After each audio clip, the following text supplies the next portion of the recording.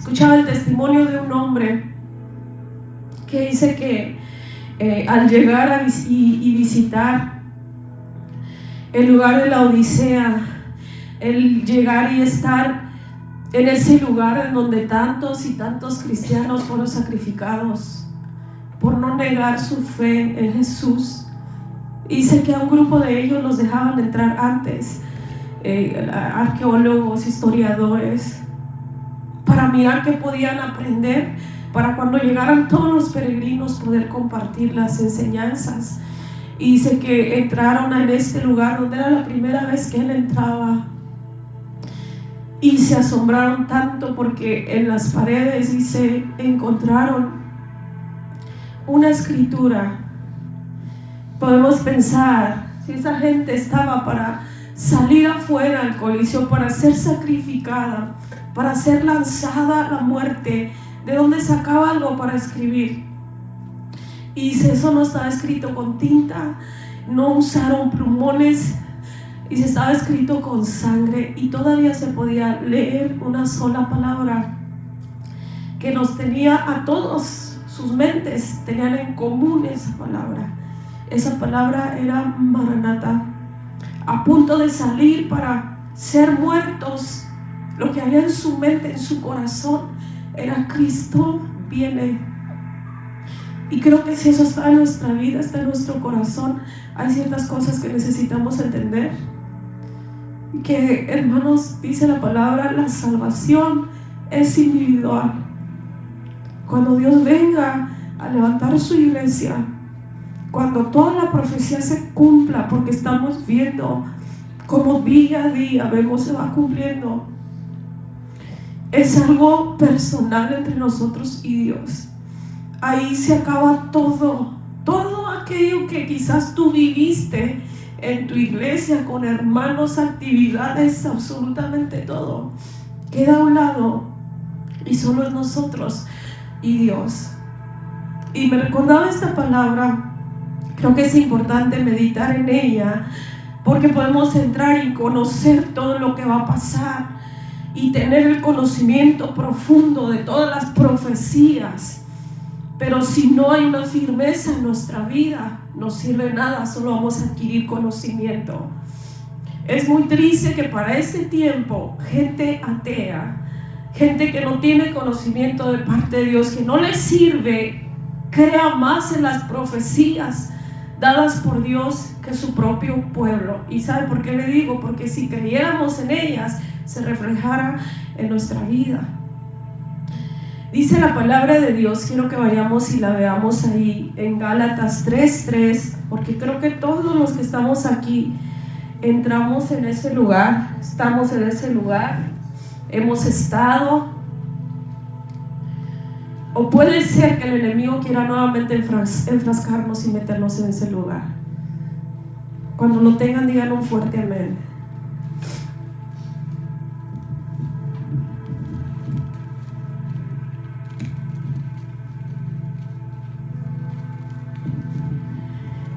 Estamos ahí todos. Lea conmigo, conforme yo voy leyendo, usted también lea. Y empieza diciendo la palabra: tan necios sois, habiendo comenzado por el Espíritu, ahora dice, ¿van a acabar en la carne? Es una pregunta. Es una pregunta que el apóstol Pablo hace en un momento en el que quizás se siente triste al ver la condición de los Gálatas, donde él había invertido tiempo, parte de su vida. Decimos, todas las cosas que podemos tener en esta vida, podemos recuperarlas. Si hoy pierdes dinero, mañana trabajas y lo recuperas. Pero hay una cosa que nunca se recupera, y es el tiempo.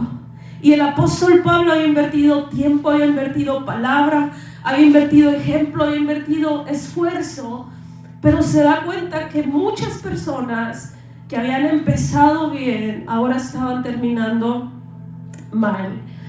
Y nos damos cuenta en la palabra, sé que cuando nos convertimos a Cristo, cada uno de nosotros empezó a escuchar y empezó a razonar y se nos decía mucho al principio, no sé si eso pasó a usted, yo le estoy hablando 20 años atrás, cuando Dios alcanzó mi vida, la mayor parte de la palabra siempre que escuchábamos era Cristo viene, Maranata, Cristo viene, Cristo viene, Cristo viene.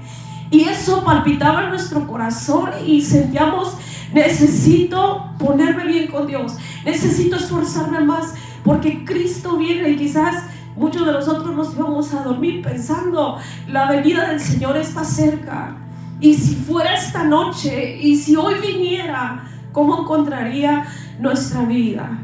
A través de la palabra encontramos muchas personas, sobre todo cuando leemos el libro de los Reyes, encontramos muchas personas como nosotros, como personas que hemos conocido a través de nuestro caminar con Cristo, que empezaron bien, completamente bien, pero que desafortunadamente terminaron mal. Y quiero que veamos la historia de este rey. Vaya por favor allá, Segunda de Crónicas 26:3. Vamos a aprender acerca de este rey llamado Uzías.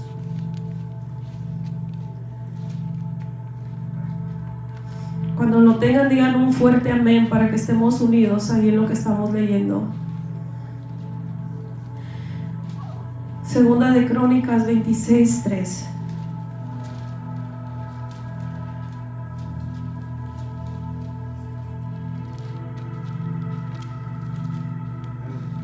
Dice ahí la palabra de Dios: de 16 años era Uzías cuando comenzó a reinar. Era un jovencito este hombre cuando Dios le permite comenzar a reinar, a gobernar un pueblo. Solo 16 años, imagínense, tan jovencito, porque para nosotros consideramos, mi hija ya tiene 20 años y yo a veces sigo todavía pensando que está pequeñita. Entonces 16 años tenía Uzías cuando empezó a reinar, a gobernar este pueblo. Dice, y lo hizo 52 años. 52 años reinó en Jerusalén. Empezó súper jovencito y reinó por mucho tiempo. Dice, el nombre de su madre fue Jecolías de Jerusalén.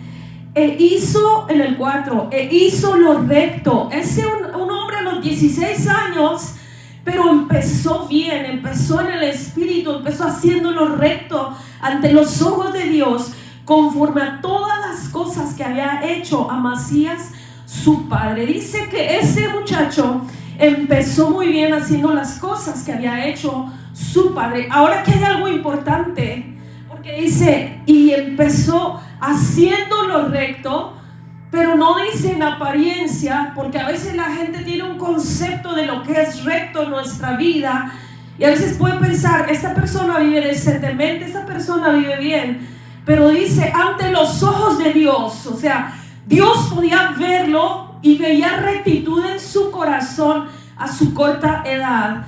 Pero dice en el 26:5, persistió, no voy a cerrar la Biblia, vamos a seguir leyendo ahí adelante.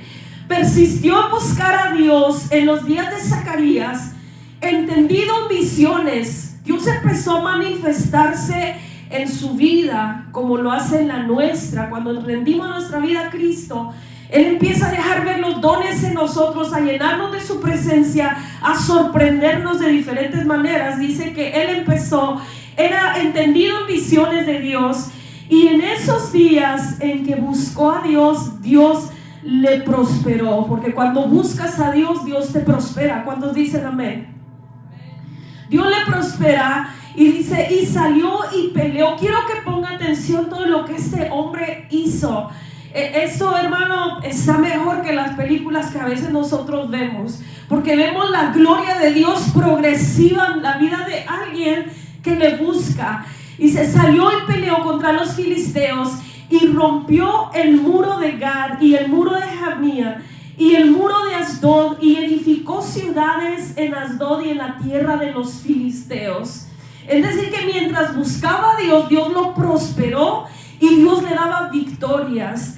Y dice, y Dios le ayudó en el 26:7 contra los filisteos, contra los árabes que habitaban en Gurbal y contra los amonitas. Dios los seguía prosperando, seguía abriéndole camino, y dieron los amonitas presentes a Uzías, y se divulgó, empezó a tener posesiones. Fíjense qué tan peligroso es, porque todo lo que nosotros muchas veces deseamos, los tres deseos que hay en el corazón del hombre, pero que son contrarios a Dios: el deseo de ver, tener, y la vanagloria de la vida, dice la palabra en Juan 2:16. Son las cosas que el ser humano ama y que piensa que es la prosperidad en esta tierra.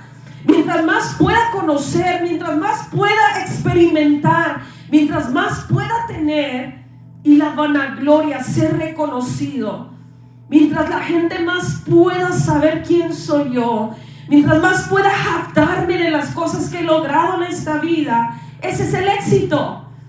Eso es que lo hemos hecho, lo logramos, cumplimos el sueño americano. Para muchos eso es el éxito. Dios estaba concediéndole a este rey muchísimas cosas. Empezó a tener mucha fama hasta la frontera de Egipto, y la fama era buena, hermanos. Era, wow, este rey, Dios está con él, está venciendo todos los enemigos contrarios, está conquistando naciones, está teniendo la victoria sobre todos, y empezó a hacerse su nombre muy conocido hasta la frontera de Egipto, porque se había hecho altamente poderoso. Dice la palabra que mucha gente venía y le traía riquezas, sus bienes empezaron a prosperar, se divulgó su fama, y el concepto de la gente hacia él era: se está haciendo poderoso.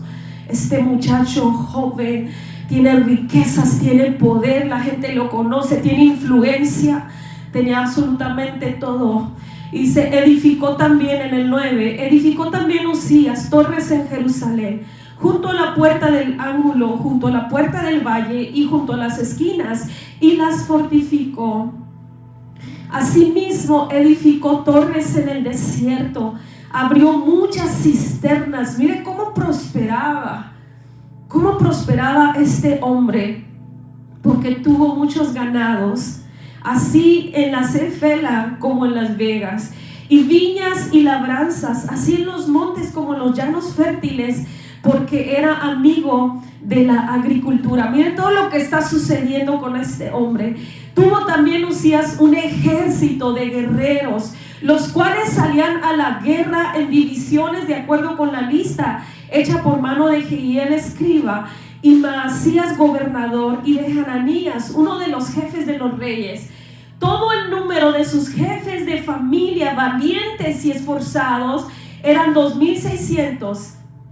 Bajo la mano de estos estaba el ejército de guerra de 307,500 guerreros poderosos. O sea, el ejército en ese tiempo podría decir la máxima potencia mundial, dominada bajo ese gobierno, bajo ese rey, y fuertes para ayudar al rey contra sus enemigos. Uzías preparó para todo el ejército escudos, lanzas, yelmos, coceles, arcos y ondas para tirar piedras, e hizo en Jerusalén máquinas. Mire cómo Dios prospera en todas las áreas: riquezas, ganado, tierras.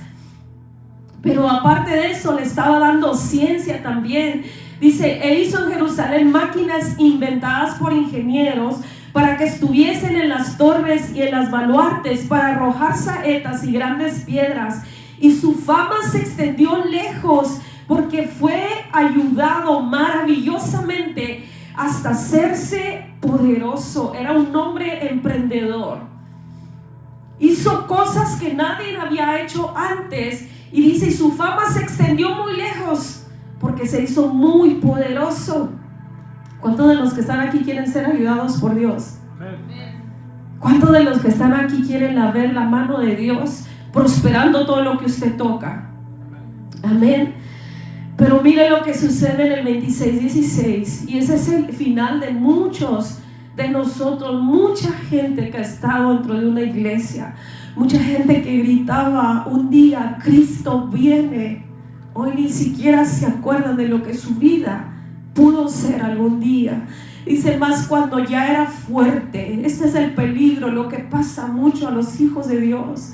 Mucha gente llega destrozada, llega con un pasado horrible a refugiarse en Dios. Y cuando Dios mete la mano en su vida, y cuando Dios empieza a obrar, cuando Dios empieza a cambiar circunstancias y a añadir bendición, la gente le pasa esto. Cuando ya es fuerte, cuando ya no vive la miseria que vivía tiempo atrás, cuando ya no se encuentra solo, cuando ya tiene trabajo, cuando ya tiene la salud, cuando ya tiene el favor que estaba buscando de parte de Dios. Dice aquí, su corazón se enalteció para su ruina. Nuestro corazón se enaltece, pero no es que se enaltece y ya no pasa nada, ya se enalteció y al rato se le pasa. Dice que nuestro corazón se enaltece para nuestra ruina, porque se rebeló contra Jehová su Dios, entrando en el templo de Jehová para quemar incienso en el altar del incienso. Dice aquí que cuando él ya era fuerte, el problema en su corazón hizo que él se enalteciera contra aquel que le ayudó y le bendijo. Empezó Uzías a hacer las cosas a su manera. Él sabía cómo se manejaban las cosas dentro de la casa de Dios, pero él era tan fuerte y tan poderoso que él pensó, ahora yo puedo tomar mis propias decisiones. Ahora ya no es lo que Dios habla, ahora ya no es la instrucción de Dios que ha dejado escrita, ahora es como yo pienso, como yo me siento, como a mí me hace feliz las cosas. Y entonces entró el sacerdote Azarías, y con él 80 sacerdotes de Jehová, varones valientes. Este hombre estaba haciendo algo prohibido, que no podía hacer cualquiera, aunque él fuera el más poderoso, aunque él fuera el más famoso, que él fuera el más reconocido. Dios tenía sus límites y empieza a hacer lo que no le era permitido, algo que estaba prohibido, algo que solo podían hacer los sacerdotes. Dice en el 26:18, y se pusieron contra el rey Uzías y le dijeron, no te corresponde a ti, oh Uzías, el quemar incienso a Jehová, sino los sacerdotes, hijos de Aarón, que son consagrados para quemarlo. Lo que nosotros conocemos y muchas veces pensamos, eso es el antiguo, y decimos lo antiguo, lo que Dios había dicho. Pero a veces tenemos ese conflicto de palabras en nuestra mente por las malas traducciones que tenemos y pensamos eso es lo antiguo. Pero en sí lo antiguo es lo primero. La instrucción, decimos, el Antiguo Testamento, un testamento lo da alguien que ya murió, pero nuestro Dios está vivo. Entonces esa palabra no aplica. En sí la traducción es instrucción. La instrucción de Dios está vigente y está vigente siempre, cuando somos débiles y cuando somos fuertes, cuando tenemos influencia y cuando no la tenemos, cuando estamos prósperos y cuando no lo estamos. La instrucción de Dios permanece y está vigente siempre. Pero este rey, cuando ya se sintió fuerte, pensó que podía ignorar la instrucción de Dios, que podía ignorar su palabra y podía obrar como a él le parecía mejor.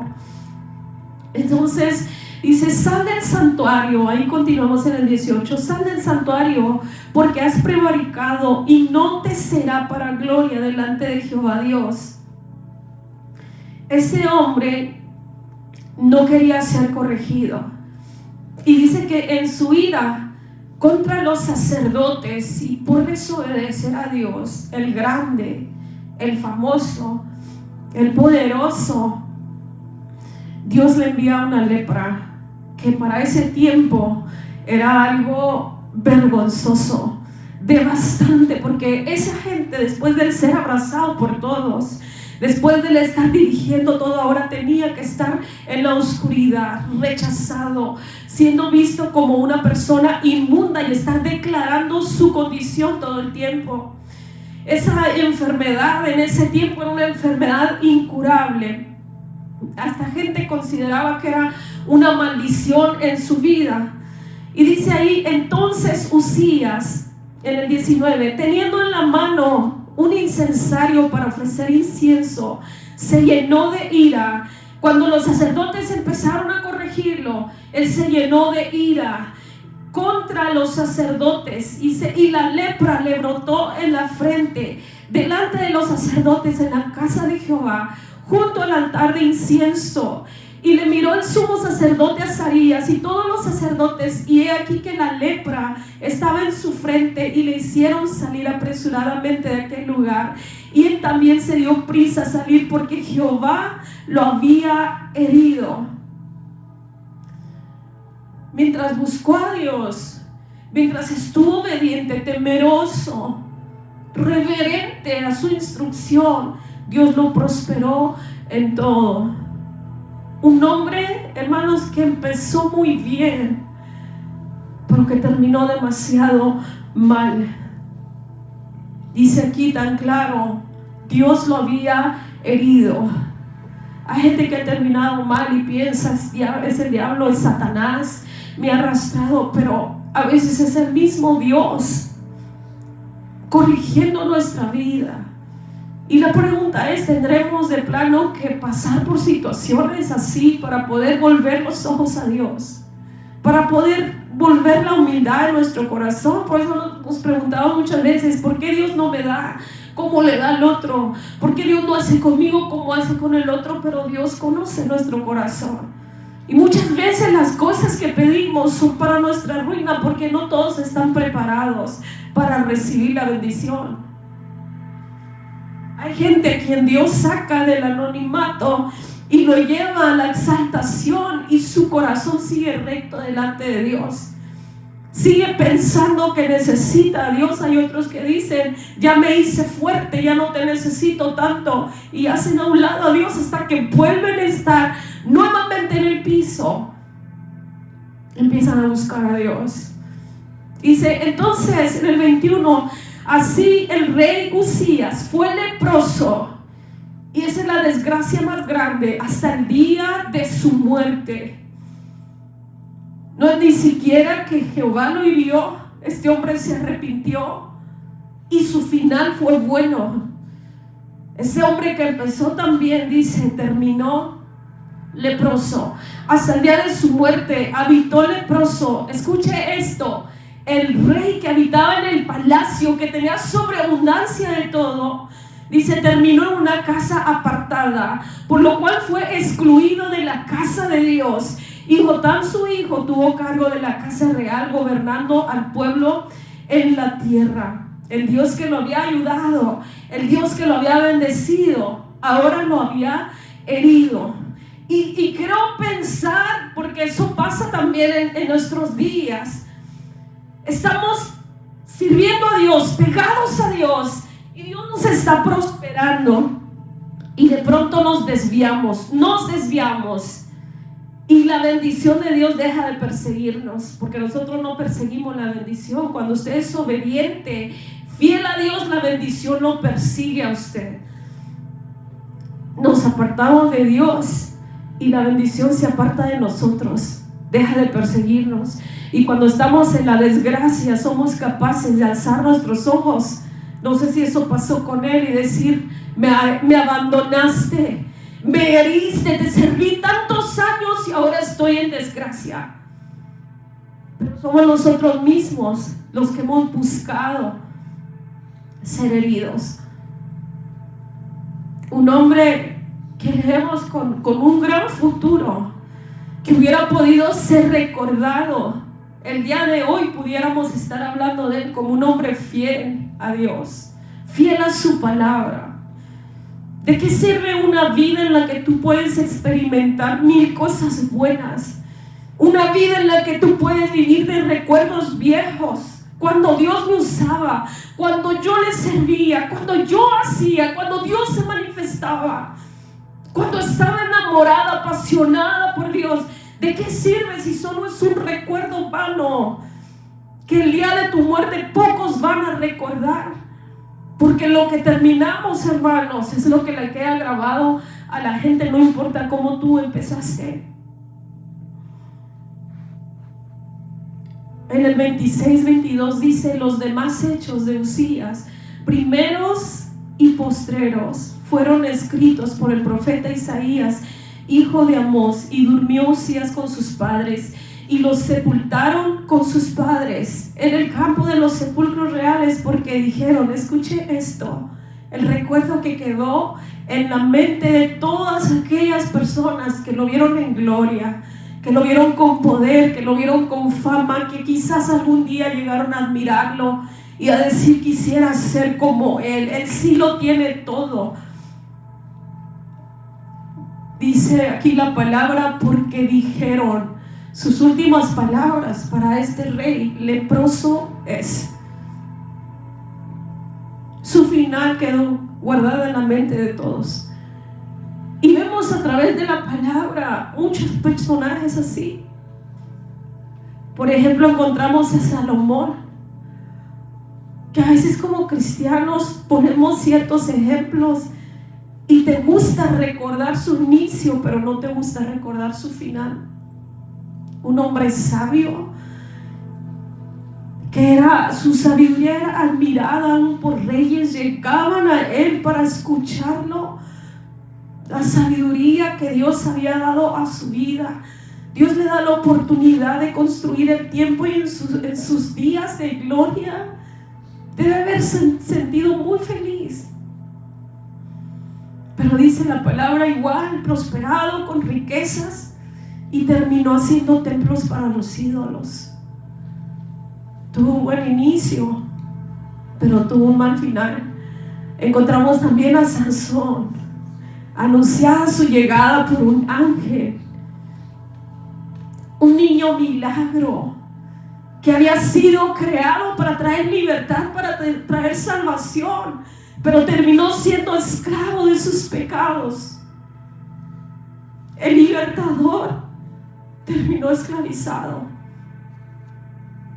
Y decimos: ¿de qué sirve tanta gloria si nuestro final va a ser así? Saúl, menospreciado, él mismo se consideraba inmerecedor del lugar que se le estaba dando.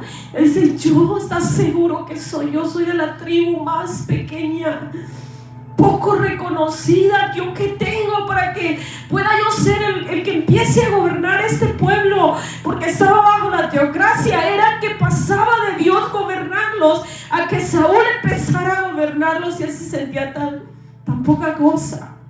Y dice la palabra que el Espíritu de Dios vino sobre él. Fue lleno también de la presencia de Dios, que la gente a su alrededor se admiraba y decía: de verdad, este hombre también aquí entre los profetas. Y terminó visitando brujas, adivinas, terminó yendo totalmente en contra de lo que a Dios le agradaba. Fue desechado. ¿Por qué? Porque terminó desesperado, queriendo recuperar lo que había perdido por rebeldía. A veces pensamos: la rebeldía es así, un acto grandísimo. Pero vemos estos ejemplos, gente, que solo Dios le dio una instrucción. El profeta le dijo: espérate que venga para ofrecer el sacrificio. Pero él tenía que hacerlo ya, porque la presión de la gente, porque estaban presionándolo, y entonces le fue más importante darle valor, lugar a las personas, a sus palabras, que lo que Dios había hablado. Y aquí leímos al inicio, los Gálatas, que Pablo con tanta claridad dice: empezaron en el Espíritu, tuvieron un buen comienzo, empezaron bien. Encontramos otros hombres que Totalmente es contraste contra estos que empezaron bien y terminaron mal. Por ejemplo, Jacob empezó tan mal que su nombre se llamaba usurpador. Se equivocó, cometió tantos errores, pero dice la palabra que terminó siendo el gran Israel, el patriarca, el hombre más importante del Antiguo Testamento, como a veces decimos, en cuanto a las tribus. Un hombre que empezó mal, pero Dios hasta le cambia el nombre, porque este hombre luchaba día y noche. Veía que la bendición estaba sobre su hermano y él decía: Señor, yo quiero esa bendición. Papá, yo la quiero. Y la buscaba y estaba siempre, quizás a veces, cometiendo errores, pero la intención de su corazón era que los ojos de Dios estuvieran puestos sobre él. Una ansia y una desesperación por escuchar la voz de Dios, por ser aquello que quizás cuando fue concebido no podía escuchar, como muchos de nosotros. Escuche historias: es que mi vida es un desastre porque usted no sabe dónde nací, cómo crecí. Pero ¿qué has hecho para cambiar esa raíz? ¿Qué has hecho para que esa maldición quede en el pasado? ¿Qué has hecho para que tu vida sea diferente? Para que esa persona que quizás a veces, por las mismas palabras de los padres, esclavizan, atan, no sirves para nada, no lo vas a lograr hacer nada, no eres inteligente, nadie te va a querer. Recuerdo una prima que su mamá le decía: no sirves para nada, ni nunca vas a servir ni siquiera para ser esposa, y hasta la fecha así su vida. Ahora, el problema fue por las palabras de la madre que la ataron, porque nosotros no somos capaces, cuando tenemos un Dios de oportunidades, cuando tenemos un Dios que dice: aunque tu principio haya sido pequeño, yo tengo el poder para hacer que la historia cambie. ¿Qué nos limita, hermanos? A veces se nos hace más fácil vivir enfrascados en ese lugar de víctimas, en donde es más fácil el que yo esté llorando todos los días, culpando a medio mundo y quejándome de mi desgracia, pero porque no queremos levantarnos, agarrarnos de la mano de Dios y creerle a su palabra. Encontramos al apóstol Pablo, perseguidor de la iglesia, asesino, fariseico, este hombre, pero sin embargo, en su encuentro con Jesús, dice: yo quiero que mi vida sea cambiada. Señor, ¿qué quieres que yo haga? ¿Qué quieres que yo haga? No discusiones, no nada. En su encuentro con Jesús, sus primeras palabras: ¿qué quieres que yo haga? Sus últimas palabras: he peleado la buena batalla, he acabado la carrera, he guardado la fe. No es nuestro inicio, hermanos, es nuestro final. Quizá todos empezamos gritando: Cristo viene. Nuestros primeros días en el Evangelio quizá fueron gloriosos, pero eso ya pasó. La pregunta es hoy en dónde está nuestra vida. Hoy podemos decir: Señor, empecé en el Espíritu, pero sigo en el Espíritu y más avivado todavía, Padre. O podemos considerarnos como los Gálatas. Empezamos en el Espíritu, cediendo nuestros pensamientos a Dios, con deseos de obediencia, pero nuestro corazón se ha endurecido y ahora ya no gobierna Él, ahora gobernamos nosotros.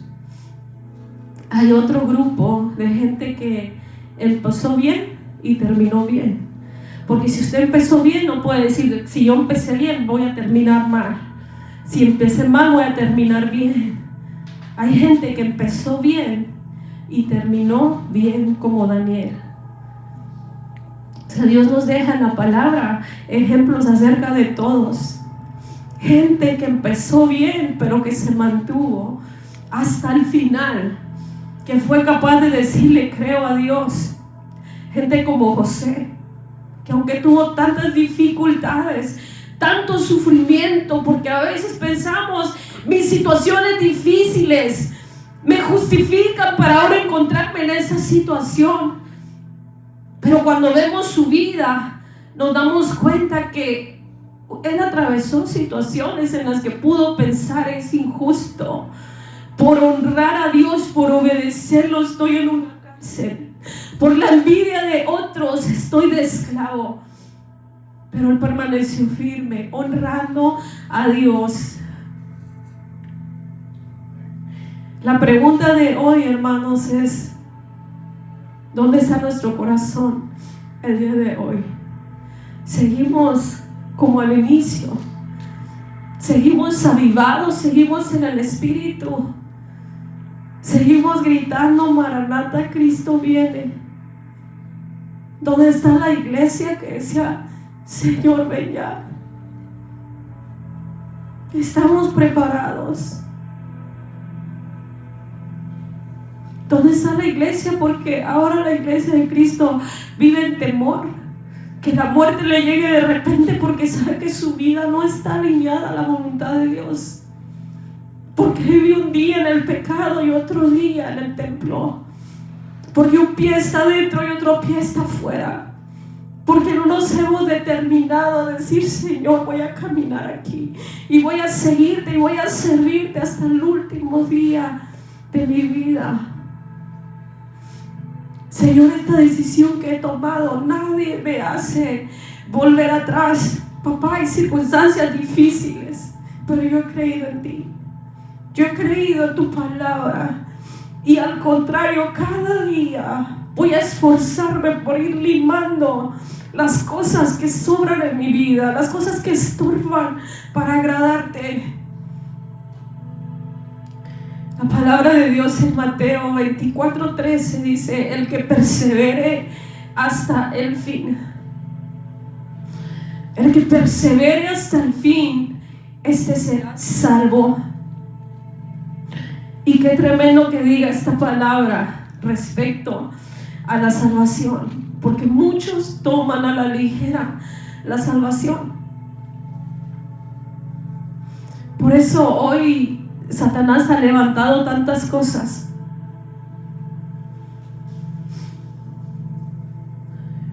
Engaños en la mente y en el corazón, en los que la gente es más fácil pensar, salvo, siempre salvo.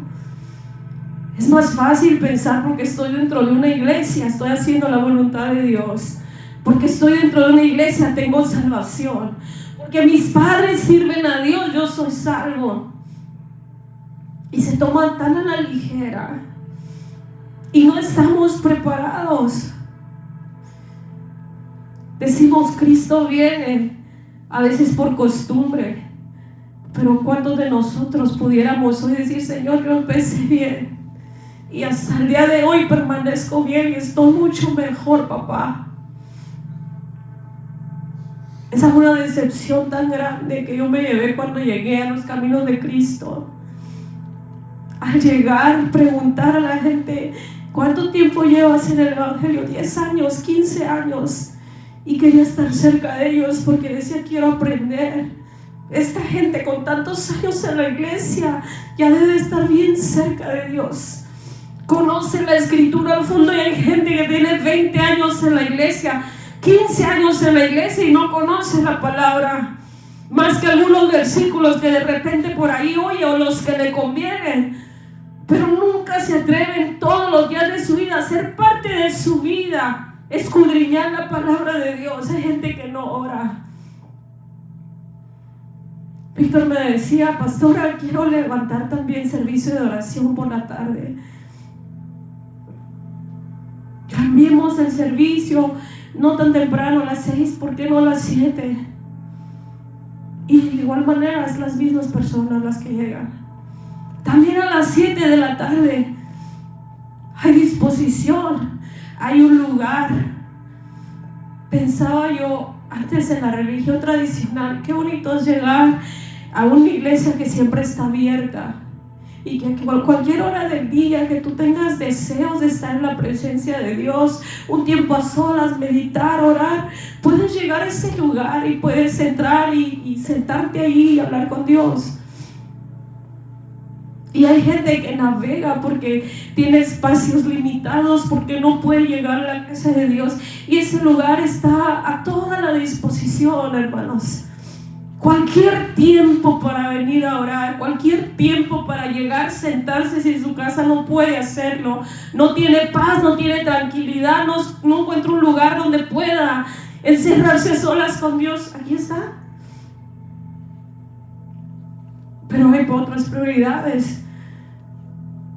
Puede pasar una semana y esa semana no podemos faltar al trabajo, no faltamos a la escuela, no dejamos de comer. Pero la iglesia sí se puede. Y decimos: Cristo, ven ya, Cristo viene, estamos preparados. Y a través de la palabra vemos hombres que dejaron su vida, gente a punto de ser muerta, asesinada, y no negaron a Jesús. Perseguida, gente que hoy mismo tienen que congregarse escondidas,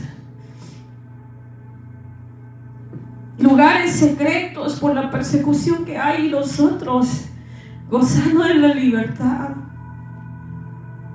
y menospreciando las cosas. Porque quizás, aunque nosotros decimos: hoy mi vida está peor que cuando me acerqué al Señor, sabemos que no es así. Que si hoy tenemos vida es por la misericordia de Dios. Sencillamente eso.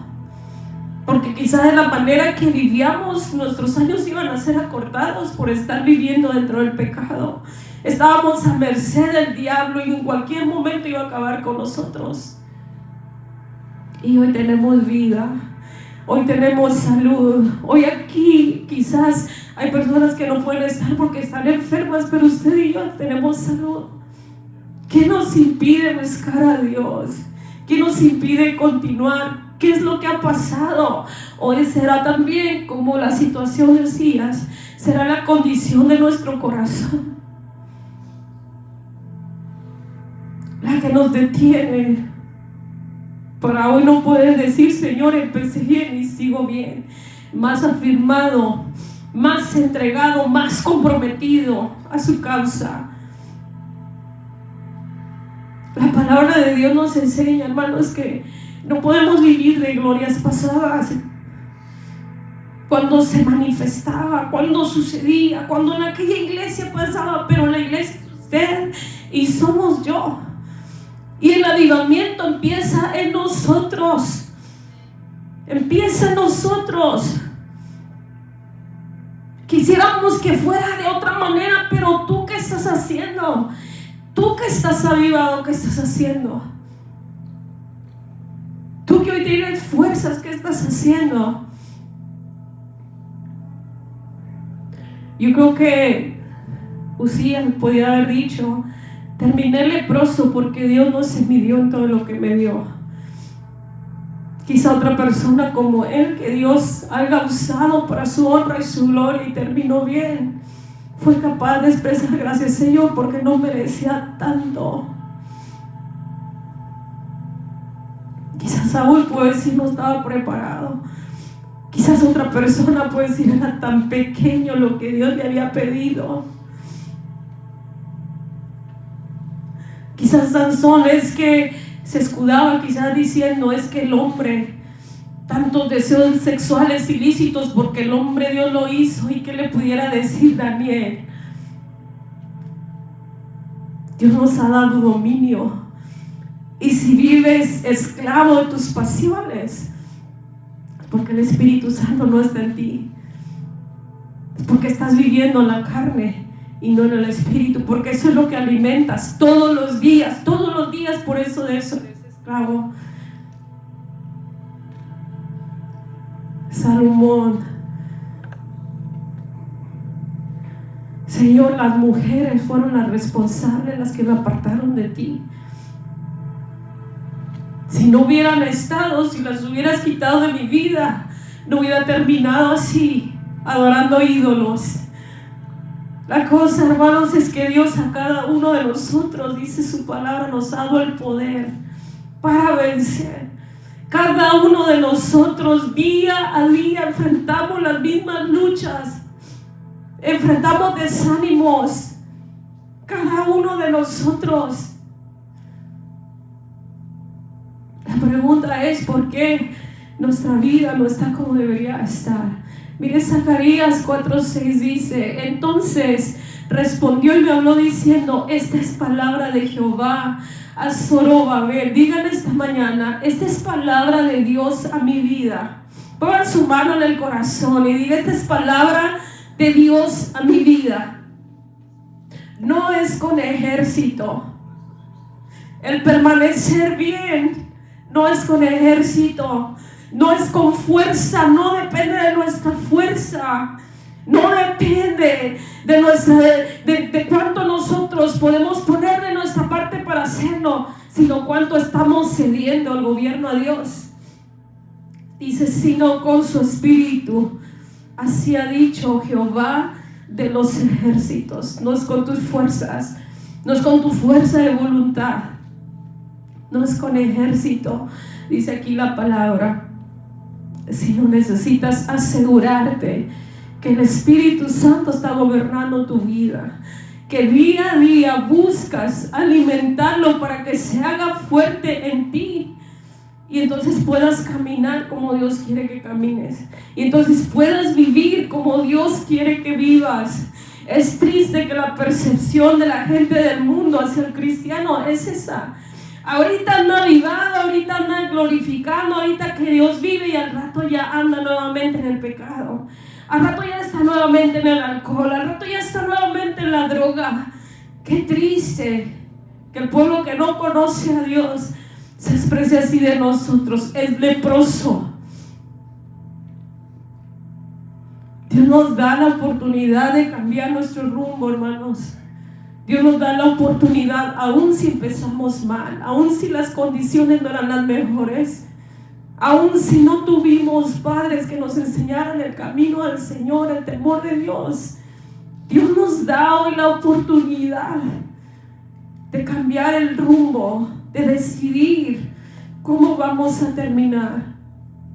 A veces menospreciamos esto que Dios ha hecho en nuestra vida, en la oportunidad de poder conocerlo, de poder tener su temor. Yo no sé si usted ora por eso, pero es una razón de agradecimiento el poder conocer una vida que quizá las circunstancias o tus antepasados nunca imaginaron que tú podías vivir. Y no me refiero a todo lo que Dios pueda hacer en ti, porque todas esas son añadiduras. Si trae fama, si trae dinero, si trae todo lo que traigas, son añadiduras. Me refiero a que Dios mismo, su Espíritu Santo, te elija a ti como su morada, y tú honres ese privilegio. Y tú digas: no vives solo en el corazón de mi Padre, no vives solo en el corazón del hermano de la iglesia, habita en mi vida. Y no necesito estar rodeado de personas para saber cómo debo comportarme, cómo debo vivir, lo que está bien y lo que está mal, porque cada segundo de mi vida, su presencia en mí me lleva a accionar de la manera correcta. Vamos a ponernos de pie en esta mañana.